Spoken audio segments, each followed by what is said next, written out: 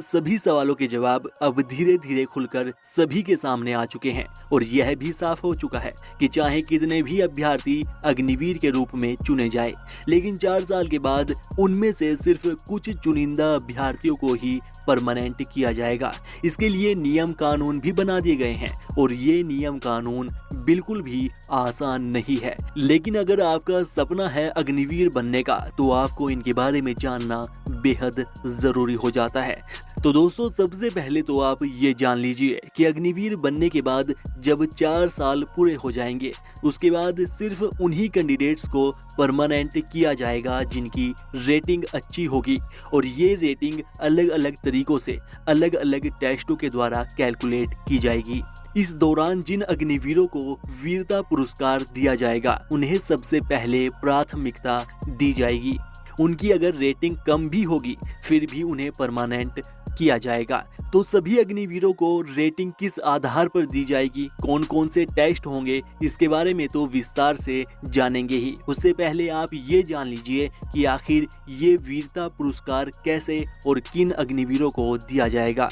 दोस्तों, अग्निवीर की ट्रेनिंग के बाद अग्निवीरों को अलग अलग जगह पर पोस्टिंग दी जाएगी।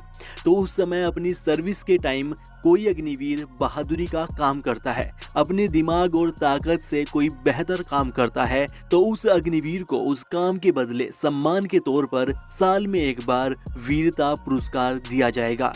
वैसे दोस्तों, इन 4 सालों में सभी अग्निवीरों की परफॉर्मेंस पर भी नजर रखी जाएगी। इसके लिए वैल्यूएशन सिस्टम तैयार किया गया है, जिसके अनुसार समय समय पर operational aptitude, weapon proficiency, physical fitness और इसी तरह की एक्स्ट्रा स्किल्स के आधार पर जो ट्रेनिंग के दौरान अग्निवीरों को सिखाई जाएगी, इन सभी के आधार पर ही सभी अग्निवीरों को अलग अलग रेटिंग दी जाएगी।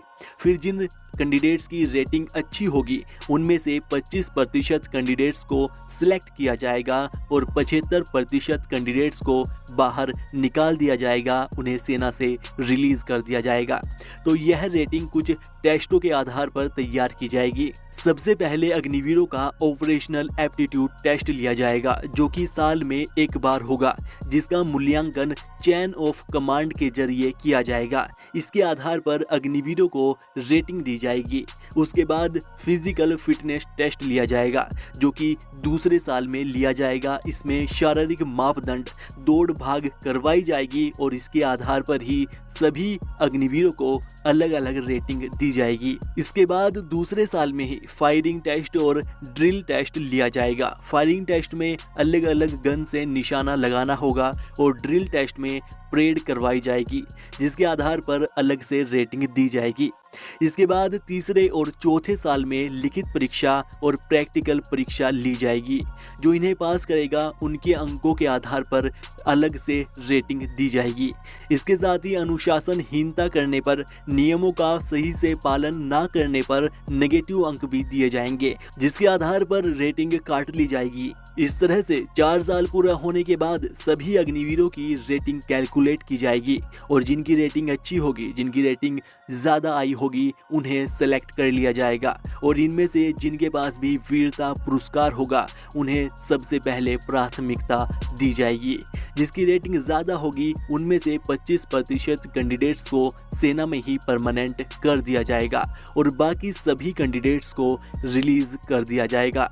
दोस्तों, अब जानते हैं कि अग्निवीरों को वेतन कितना मिलेगा और जब वे सर्विस के बाद रिलीज होंगे तो उन्हें कितना वेतन दिया जाएगा।